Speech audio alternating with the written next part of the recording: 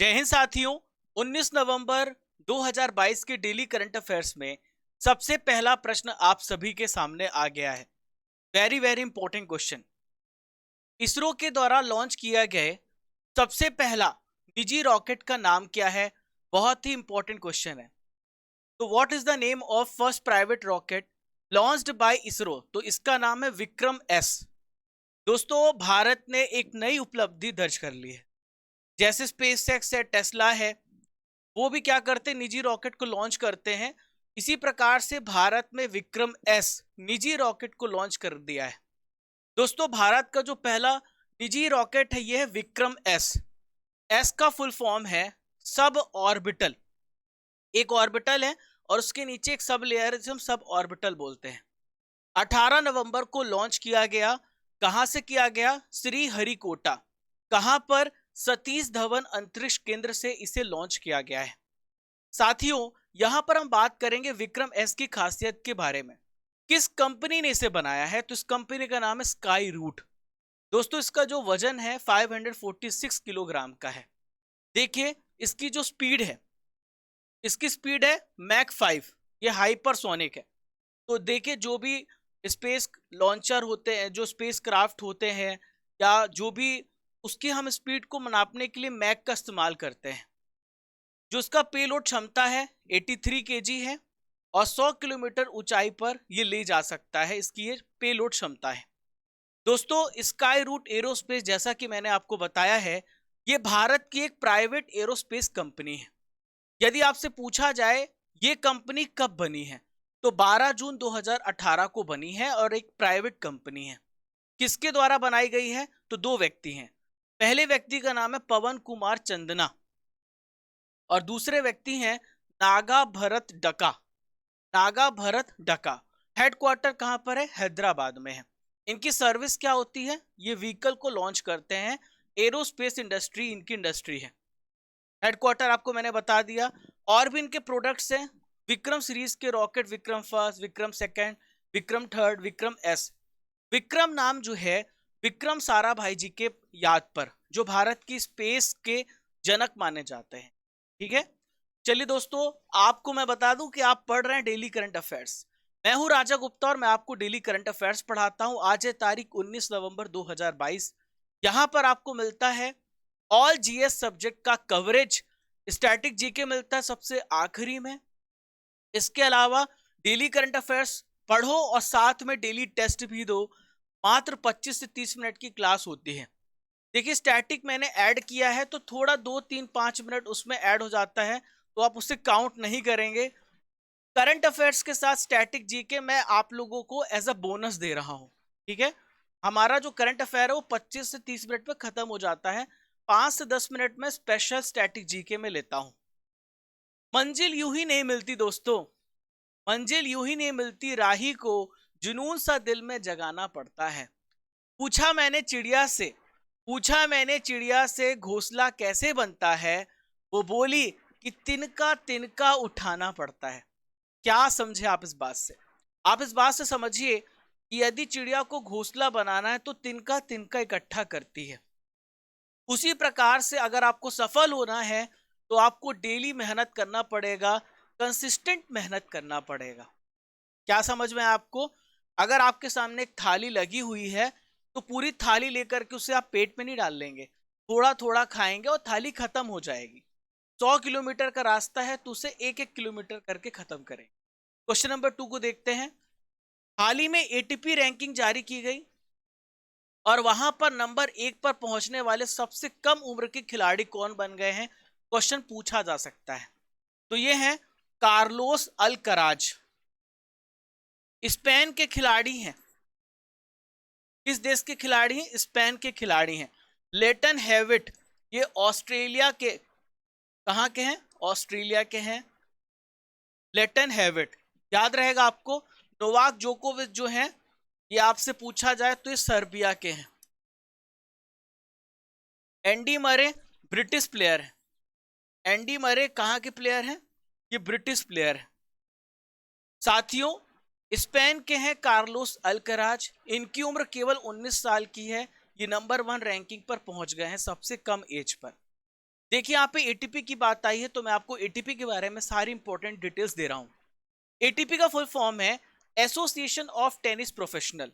1972 में male category जो पुरुषों के पेशेवर टेनिस खिलाड़ी हैं उनके द्वारा स्थापित की गई, उनके लिए स्थापित की गई, और ये विभिन्न प्रकार के टूर्नामेंट का आयोजन कराती है। इसका हेडक्वार्टर है लंदन, यूनाइटेड किंगडम में इसका हेडक्वार्टर है। साथियों, ग्रैंड स्लैम जो है पूरे साल में 4 ग्रैंड स्लैम होते हैं। तो 4 ग्रैंड स्लैम के बारे में मैं आपको बताने वाला हूं। अभी तक सबसे ज्यादा ग्रैंड स्लैम किसने जीते हैं, ये क्वेश्चन आपको शायद पता हो। मैं आपको बता देता हूं, उनका नाम है मार्गरेट कोर्ट। इन्होंने 26 ग्रैंड स्लैम जीते हैं। देखिए, महिला कैटेगरी में सबसे ऊपर है सेरेना विलियम्स, अमेरिका की है, 23 ग्रैंड स्लैम। और पुरुष कैटेगरी में राफेल नडाल है, स्पेन के player, 22 grand slam. Steffi Graf Germany के हैं, उन्हें भी 22 ग्रैंड स्लैम मिले हैं। नोवाक जोकोविच सर्बिया के प्लेयर हैं, 21 ग्रैंड स्लैम मिले हैं। रोजर फेडरर, इन्होंने संन्यास ले लिया है, स्विट्जरलैंड के प्लेयर हैं, 20 ग्रैंड स्लैम इन्होंने जीते हैं। साथियों, साल में 4 ग्रैंड स्लैम होते, जैसा कि मैंने आपको बताया। सबसे पहला ऑस्ट्रेलियन ओपन होता है जनवरी महीने में, फ्रेंच ओपन होता है मई जून महीने में, विंबलडन ओपन होता है जून जुलाई महीने में, यूएस ओपन होता है अगस्त सितंबर महीने में। तो ऑस्ट्रेलियन ओपन को किसने जीता है? राफेल नडाल ने जीता है, स्पेन के खिलाड़ी हैं। महिला कैटेगरी में एशले बार्टी, ऑस्ट्रेलिया के प्लेयर। फ्रेंच ओपन को राफेल नडाल ने जीता है, और महिला कैटेगरी में ईगा स्विटेक ने जीता है, जो कि पोलैंड के प्लेयर। विंबलडन ओपन को नोवाक जोकोविच ने जीता है। महिला कैटेगरी में एलिना रेबकीना, जो कि कजाकिस्तान की प्लेयर। यूएस ओपन को हाल ही में कार्लोस अल्कराज ने जीता है, और महिला कैटेगरी में ईगा स्विटेक ने जीता है। पूरा आप स्क्रीनशॉट ले लीजिए, 1 नंबर आपका पक्का है। मैं आपको गारंटी के साथ कह रहा हूं, क्वेश्चन आपको मिल जाएगा एग्जाम में। साथियों, डेली करंट अफेयर्स का क्विज हुआ, और यहां पर 17 नवंबर के 2022 के डेली करंट अफेयर्स के क्विज में प्रिया मिश्रा ने टॉप किया है। सेकंड नंबर पे एमडी आदिल, थर्ड नंबर पर है सूरज राव, चौथे नंबर पे प्रशांत सोनी, 5वें नंबर पे संदीप रंजन। टॉप 5 जो होंगे यहां पर मैं डेली बताऊंगा, ताकि आपके बीच में कंपटीशन और बढ़े। तो ये टेस्ट कहां पर होता है? आप crazy GK trick application download करेंगे, जैसे ही खोलेंगे तो आपको ये वाला सेक्शन देखने को मिलेगा। फिर यहां पर जाएंगे, वीडियो, पीडीएफ, क्विज, तीनों सेक्शन मिलेगा। इसे क्लिक करेंगे, यहां पर आपको क्विज मिलेगा, और वहां पर जितने बच्चे टेस्ट देते हैं आपको अपनी रैंक पता चलेगी। ठीक है, तो कल देखते हैं किसका नाम आने वाला है। यहां पर दुनिया का दूसरा सबसे बड़ा कच्चा इस्पात उत्पादक देश कौन सा बन गया है? तो ये देश है भारत। भारत बन गया है दूसरा सबसे बड़ा कच्चा इस्पात उत्पादक देश। पहले नंबर पे चाइना है। भारत ने जापान को पीछे छोड़ दिया है। वर्तमान में सबसे बड़ा कौन है? चीन है। दुनिया भर में 57% इसकी हिस्सेदारी है। प्रमुख उत्पादक देश बात करेंगे विभिन्न कैटेगरी में। कोयले के उत्पादन के मामले में सबसे पहला नाम आता है चीन का, दूसरा नाम आता है अमेरिका का, तीसरा नाम आता है भारत का। माइका यानी अभ्रक, इसमें भारत नंबर 1 है। तांबे यानी कॉपर के उत्पादन में चिली नंबर 1 है। सिल्वर, चांदी के उत्पादन में मैक्सिको है। गोल्ड यानी सोने के उत्पादन में दक्षिण अफ्रीका है, और चावल के उत्पादन में नंबर 1 चीन है। नोट कर लीजिए, स्क्रीनशॉट ले लीजिए। क्लास पे सारी बातें नोट करना जरूरी है। आप नोट्स बनाएंगे तो आप खुद राज करेंगे, आप खुद बोलेंगे सर क्या चीज हमने यहां पर पाली है। पीडीएफ तो आपको मिल जाता है जहां पर आप चीजें नोट कर सकते हैं, पर पीडीएफ का प्रिंट आउट निकलवाना मुझे नहीं लगता अच्छा है। अगर आप इसकी पीडीएफ निकालोगे 70-80 पन्ने होते हैं, आपका डेली 50 से 60 रुपए तो इसको निकालने में लग जाएगा। इससे अच्छा है बेटर लिखिए। चलिए, अंतरराष्ट्रीय गीता महोत्सव का आयोजन किस राज्य में किया जाएगा? बहुत अच्छा प्रश्न है। अंतरराष्ट्रीय गीता महोत्सव का आयोजन हरियाणा राज्य में किया जाएगा। कहां पर? हरियाणा राज्य में। अंतरराष्ट्रीय गीता महोत्सव की शुरुआत 1989 में हुई थी। कब हुई थी? 1989 में इसकी शुरुआत हुई थी। हरियाणा में कहां पर होगा? कुरुक्षेत्र में होगा। कब से कब तक होगा? 19 नवंबर से 6 दिसंबर तक होगा। दोस्तों 29 नवंबर को कुरुक्षेत्र के ब्रह्म सरोवर में गीता यज्ञ में मुख्य कार्यक्रम का औपचारिक उद्घाटन भारत की राष्ट्रपति 15 नंबर की राष्ट्रपति द्रौपदी मुर्मू करेंगी। ठीक है। और 19 नवंबर से 6 दिसंबर तक सरस एंड क्राफ्ट मेला भी यहां पर आयोजित किया जाएगा। अगला प्रश्न है साथियों, अंतरराष्ट्रीय टेबल टेनिस महासंघ एथलीट आयोग में शामिल होने वाले पहले भारतीय खिलाड़ी कौन बन गए हैं? मोस्ट इंपॉर्टेंट प्रश्न, लिख के रख लो, एग्जाम में आएगा। तो ये है शरद कमल। अभी मैंने आपको बताया था इन्हें 2022 का मेजर ध्यानचंद खेल रत्न पुरस्कार मिला है। मेजर ध्यानचंद खेल रत्न पुरस्कार की शुरुआत 1991-92 में हुई है। ठीक है, याद रहेगा। 25 लाख रुपए की राशि दी जाती है। विश्वनाथन आनंद पहले व्यक्ति थे जिन्हें यह पुरस्कार मिला था। अभी कौन है? शरद कमल, मात्र एक व्यक्ति जिन्हें यह पुरस्कार मिला है। तो शरद कमल, हाल ही में इन्हें भारतीय ओलंपिक संघ के एथलीट आयोग में भी शामिल किया गया है। मेरे प्यारे साथियों, यहां पर बात हमने अंतरराष्ट्रीय टेबल टेनिस महासंघ की है। तो मैं आपको बताना चाहूंगा इसकी स्थापना 1926 में हुई है। इसका हेडक्वार्टर लुसाने स्विट्जरलैंड में है और पेट्रा सोरलिंग इसके प्रेजेंट में कौन है? अध्यक्ष। आगे बढ़ते हैं। आज की नॉलेज फैक्ट्री में हम स्पोर्ट्स से रिलेटेड कप और ट्रॉफी के बारे में डिस्कस करेंगे। सबसे पहले डेविस कप के बारे में जानेंगे, जो कि मेल का टेनिस कप है। फेड कप वीमेंस कैटेगरी में टेनिस है। ठीक है। संतोष ट्रॉफी फुटबॉल से संबंधित है। फीफा विश्व कप हो रहा है कतर में, इस बार का शुरू हो चुका है, फुटबॉल कप है। थॉमस जो कप है बैडमिंटन है लेकिन मेल कैटेगरी में। उबेर कप बैडमिंटन है महिला कैटेगरी में। मारडेका कप फुटबॉल से संबंध है इसका। राइडर कप का संबंध गोल्फ से है मेल कैटेगरी के लिए। और सालिम कप गोल्फ से रिलेटेड है फीमेल कैटेगरी के लिए। एग्जाम में यहां से भी प्रश्न निश्चित ही पूछे जाने हैं, ध्यान से सुनते जाइएगा। चलिए, एमपी में पहला ग्रीनफील्ड फार्म मशीनरी प्लांट का उद्घाटन कहां पर किया गया है? तो पहला greenfield farm machinery plant Pithampur में किया गया है। दोस्तों पीथमपुर इंदौर के पास है। इंदौर के पास से 20 किलोमीटर दूर है। इसे भारत का डेट्रॉइट कहा जाता है। ये अपने ऑटोमोबाइल इंडस्ट्री के लिए जाना जाता है। ठीक है, ऑटोमोबाइल इंडस्ट्री के लिए जाना जाता है। पीथमपुर एमपी में है। ठीक है। भारत के जो एग्रीकल्चर मिनिस्टर, इनका क्या नाम है? इनका नाम है नरेंद्र सिंह तोमर। इन्होंने एमपी में स्टार्ट किया है।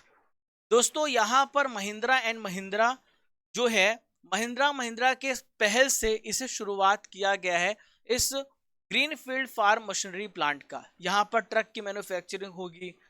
तो बहुत सारे यहां पर जो फार्मर्स के लिए जरूरी उपकरण है वो बनाए जाएंगे। ये जो नया फार्म मशीनरी प्लांट है महिंद्रा और स्वराज ब्रांड के तहत बहुत ही सस्ता होगा, सुलभ होगा। यहाँ पर एग्रीकल्चर रिलेटेड उपकरण बनाए जाएंगे। और जो यहाँ पर संयंत्र है ये एशिया, अफ्रीका, यूरोप और अमेरिका में वैश्विक बाजारों में एक्सपोर्ट किया जाएगा। ठीक है, क्लियर? चलिए एमपी की बात कर लेते हैं, क्योंकि एमपी की बात आ रही है। तो एमपी 5 राज्यों से घिरा हुआ है। राजस्थान राज्य, यूपी राज्य, छत्तीसगढ़, महाराष्ट्र राज्य और ये है गुजरात। ये है गुजरात। क्लियर? एमपी की कैपिटल भोपाल है। 1 नवंबर को स्थापना दिवस मनाया जाता है। 1956 में इसकी स्थापना हुई थी फजल अली कमेटी की अनुशंसा पर। फजल अली ने 14 राज्य और 6 केंद्र शासित प्रदेश के गठन के लिए सुझाव दिया था, जिसे मान लिया गया था। हाई कोर्ट जबलपुर में है। जिलों की संख्या 52 है। लोकसभा सदस्य 29 है। राज्यसभा सदस्य 11 हैं। विधानसभा सदस्य 230 हैं। प्रेजेंट में चीफ मिनिस्टर है शिवराज सिंह चौहान और वर्तमान राज्यपाल है मंगू भाई छगन भाई पटेल। सबसे ज्यादा नेशनल पार्क यहाँ पर है। सबसे ज्यादा टाइगर यहाँ पर है। सबसे ज्यादा भेड़िए यहाँ पर है। सोयाबीन स्टेट है, सोयाबीन स्टेट भी कहा जाता है। और यहाँ पर वोल्फ की संख्या भी सबसे ज्यादा है, टाइगर की भी संख्या सबसे ज्यादा है, नेशनल पार्क भी यहाँ पर सबसे ज्यादा है। नदियां कौन सी है? नर्मदा भारत की 5वीं सबसे बड़ी नदी, पूर्व से पश्चिम की ओर बहती, 1312 किलोमीटर लंबाई है। ताप्ती बैतूल से निकलती है। चंबल, बेतवा अन्य नदियां हैं। देखिए यहाँ पे एक सिक्योरिटी पेपर मिल है जो कि होशंगाबाद में है। देवास में नोट छपने का प्रेस है और नेपानगर में एल्कोलाइट कागज मिल है। कुछ इंपॉर्टेंट डैम्स हैं। बाण सागर बांध सोन नदी पे बना हुआ है, राजघाट बांध बेतवा नदी पर, और गांधी सागर बांध चंबल नदी पर। यहां पर इंदिरा गांधी सागर बांध है जो कि जिसे पुनासा डैम भी कहते हैं, नर्मदा नदी पर बना हुआ है। चलिए क्वेश्चन नंबर 7 को देखते हैं। हाल ही में ईडी ने, जिसे हम हिंदी में बोलते हैं प्रवर्तन निदेशालय, इसके निदेशक संजय मिश्रा का कार्यकाल कितना बढ़ा दिया गया है? तो इनका कार्यकाल 1 साल के लिए बढ़ा दिया गया है। सरकार ने ईडी के निदेशक संजय कुमार मिश्रा का कार्यकाल 1 साल के लिए और बढ़ाया है। इनका कार्यकाल 2 बार बढ़ाया जा चुका है। अब सवाल उठता है ईडी क्या है? आपने काफी एग्जाम में सुना होगा, क्वेश्चन पूछे गए हैं और भारत के विभिन्न पेपरों में भी आपको देखने को मिलता है ईडी ने रेड डाली, ईडी ने पूछताछ की। तो ईडी क्या है? इसे हम बोलते हैं एनफोर्समेंट डायरेक्टरेट। ये भारत के सेंट्रल फाइनेंस मिनिस्ट्री के अंतर्गत आता है, काम करता है। और भारत के प्रेजेंट में फाइनेंस मिनिस्टर है निर्मला सीतारमण। क्या नाम है? निर्मला सीतारमण। मनी लॉन्ड्रिंग के जितने भी अपराध हैं, विदेशी मुद्रा कानून का जो भी उल्लंघन होता है, उन सब की जांच ईडी करती है। ये विदेशी मुद्रा प्रबंधन अधिनियम, अब याद रखना, ये यूपीएससी में पूछा जा सकता है, एसएससी में पूछा जा सकता है, भारत के सभी एग्जाम में फेमा एक्ट पूछा जा सकता है। 2019 में पारित किया गया था। एक है भगोड़ा आर्थिक अपराधी अधिनियम, जो नीरव मोदी यहां से भाग के चले गए, है ना, विजय माल्या भाग के चले गए, तो ये सारे अधिनियम उन्हीं पर लगेंगे। 2018 में पारित हुआ था धन शोधन निवारण अधिनियम के तहत कुछ प्रावधान जो है कुछ उसके प्रवर्तन के लिए जिम्मेदार है। हेडक्वार्टर कहां पर है? न्यू दिल्ली में। चलिए, अंतरराष्ट्रीय पैरालंपिक समिति ने किन देशों को निलंबित कर दिया है? तो 2 देशों को हाल ही में निलंबित किया है, रशिया एंड बेलारूस को। आप जब भी देखेंगे तो इन्हीं के ऊपर हमेशा प्रतिबंध लगता है, क्योंकि रशिया ने यूक्रेन पर आक्रमण किया और बेलारूस रशिया का साथ देता है। साथियों, 17 नवंबर 2022 को रूस और बेलारूस की राष्ट्रीय पैरालंपिक समितियों को तत्काल प्रभाव से सस्पेंड कर दिया गया। 2024 में होने वाला है ओलंपिक, कहां पर? पेरिस फ्रांस में होगा, तो वहां पर ये दोनों पार्टिसिपेट नहीं कर पाएंगे। इसके पहले भी मार्च में बीजिंग 2022 का जो शीतकालीन पैरालंपिक था, उस कंपटीशन में भी भाग लेने से इन्हें रोक दिया गया था। साथियों, अंतरराष्ट्रीय पैरालंपिक समिति के बारे में बताएंगे। तो पैरालंपिक का मतलब होता है, ये जो समिति है दिव्यांग जनों के कंपटीशन का आयोजन कराती है। दिव्यांग आप समझ गए होंगे। 1989 में इसकी स्थापना हुई है।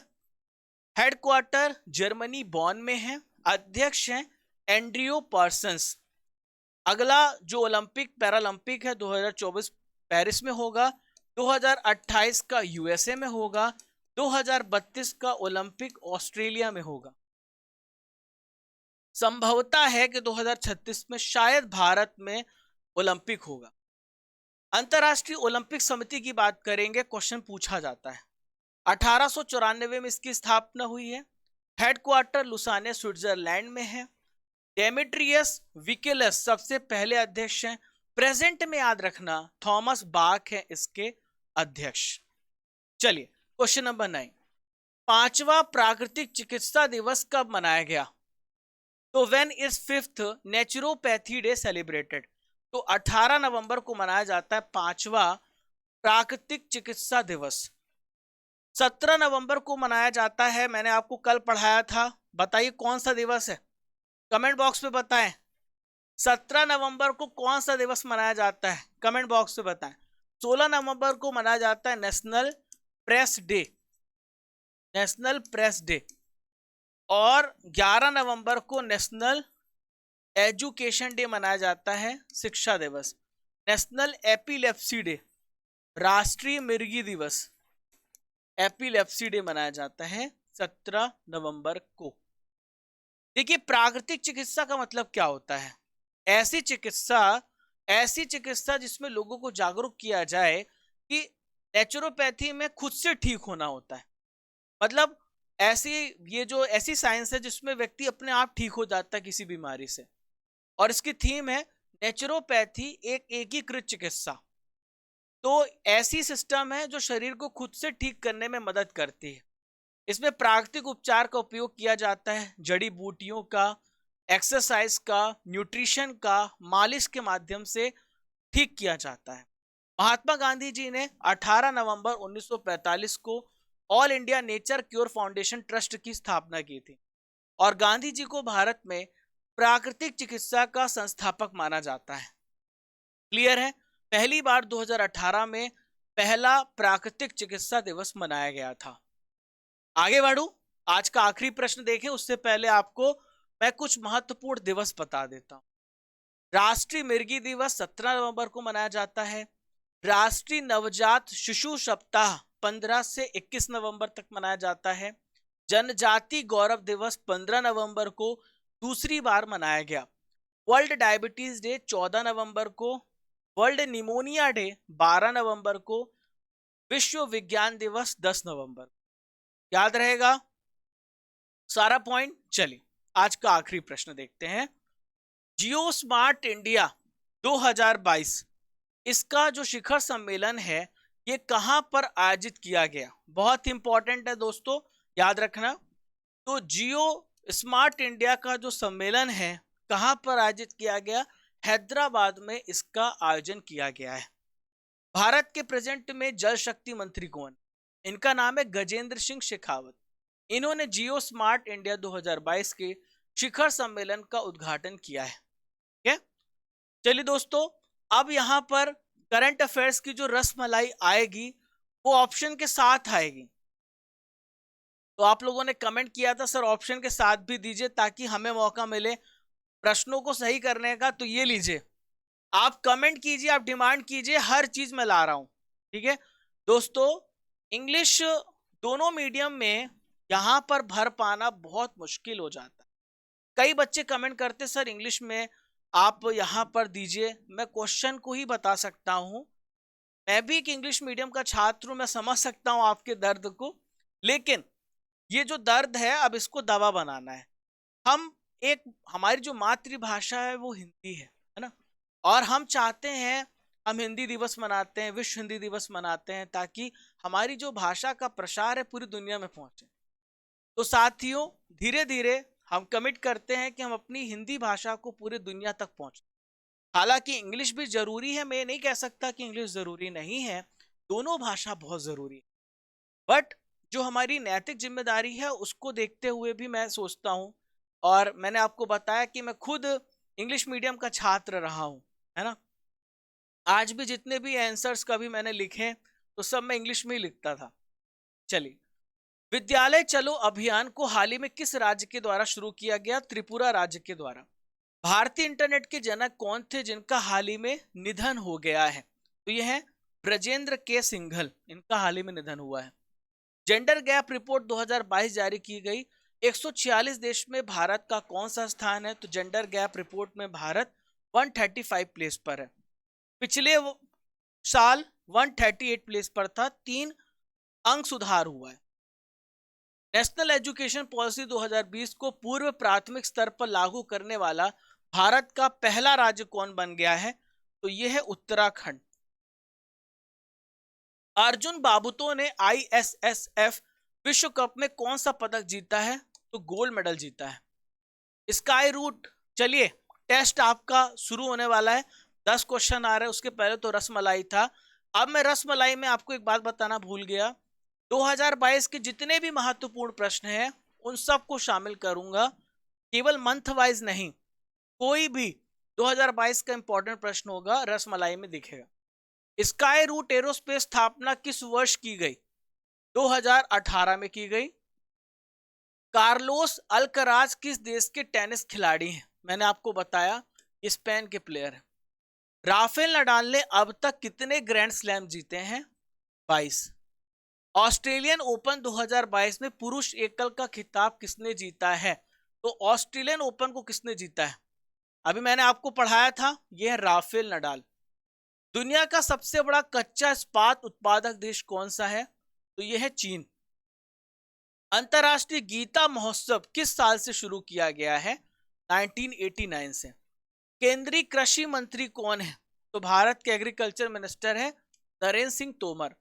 एमपी का हाई कोर्ट कहां पर स्थित है? एमपी का हाई कोर्ट जबलपुर में है। रवि मलिमथ प्रेजेंट में जबलपुर हाई कोर्ट के चीफ जस्टिस हैं। नोट छापने की जो प्रेस है मध्य प्रदेश में कहां पर स्थित है? तो नोट छापने का जो प्रेस है वो नेपा नगर में है। 2024 में ओलंपिक किस देश में होगा? ये कहां पर होगा? पेरिस में हो। चलिए रिवीजन करते हैं 18 नवंबर के। ये भी 10 प्रश्न आएंगे। कमेंट बॉक्स पे तैयार हो जाओ, पहले बताना 10 में 10 आए कि नहीं। सीवी आनंद बोस किस राज्य के राज्यपाल बने हैं? पश्चिम बंगाल के राज्यपाल बने हैं। जलवायु परिवर्तन प्रदर्शन सूचकांक 2023 में भारत की रैंक क्या है? 8। अंतरराष्ट्रीय पर्यटन मार्ट किस राज्य में शुरू हुआ? ये कहां पर शुरू हुआ? मिजोरम में। नीति आयोग का पूर्णकालिक सदस्य किसे नियुक्त किया गया है? तो यह है अरविंद विरमानी। काशी तमिल संगम कहां पर शुरू हुआ? ये बनारस में शुरू हुआ। संध्या देवनाथन किस कंपनी की भारत में प्रमुख बनी है? तो ये मेटा की प्रमुख बनी, उपाध्यक्ष बनी है। अब्बास मुंतसिर का निधन हो गया, वह कौन थे? तो यह एक बास्केटबॉल खिलाड़ी थे। डिफेंस सर्विसेज स्टाफ कॉलेज की परीक्षा पहली बार कितनी महिला अधिकारियों ने पास किया है? 6 महिला अधिकारियों ने। हाल ही में किस राज्य में बाजरा मिशन शुरू किया गया है? तो यह है असम राज्य। राष्ट्रीय मिर्गी दिवस कब मनाया जाता है? तो यह मनाया जाता है 17 नवंबर को। क्या दोस्तों, 18 नवंबर का रिवीजन भी कर लिया। आज का सवाल है राफेल नडाल किस देश के खिलाड़ी हैं? कमेंट बॉक्स पे बताइए। यहां से हो जाता है करंट अफेयर्स आपका समाप्त। हालांकि स्टैटिक जी के बीच में भी इंक्लूड करता हूं, लेकिन आपको स्पेशल स्टैटिक जी के इसके बाद मिलता है। तो चलिए आज के पिटारे में संविधान संशोधन यानी इंपॉर्टेंट अमेंडमेंट्स को पढ़ेंगे। तो पहला अमेंडमेंट था 9वीं अनुसूची 9th शेड्यूल 1951 में किया गया। 7th अमेंडमेंट के द्वारा भाषाई आधारों पर राज्यों का पुनर्गठन किया गया 1956। 1976 में 42वां संविधान संशोधन किया गया और लघु संविधान जिसे कहा गया क्योंकि बहुत सारे चेंजेस किए गए। 1978 में 44th कॉन्स्टिट्यूशनल अमेंडमेंट किया गया और उसमें एक था राइट टू प्रॉपर्टी, उसको हटा दिया गया, प्रॉपर्टी के अधिकार को हटाया गया। 1985 में 52 अमेंडमेंट किया गया। ये आईएएस में पूछा गया, एमपीपीएससी में पूछा गया, राजस्थान में पूछा गया, जिसमें दल बदल विरोधी कानून लाया गया। कोई भी अपना दल बदलता है तो वो अपना पद उसको इस्तीफा देना पड़ेगा, त्यागना पड़ेगा। ऐसे आप चुनाव जीतने के बाद दल नहीं बदल सकते हैं। इसे इंग्लिश में बोलते हैं एंटी डिफेक्शन लॉ।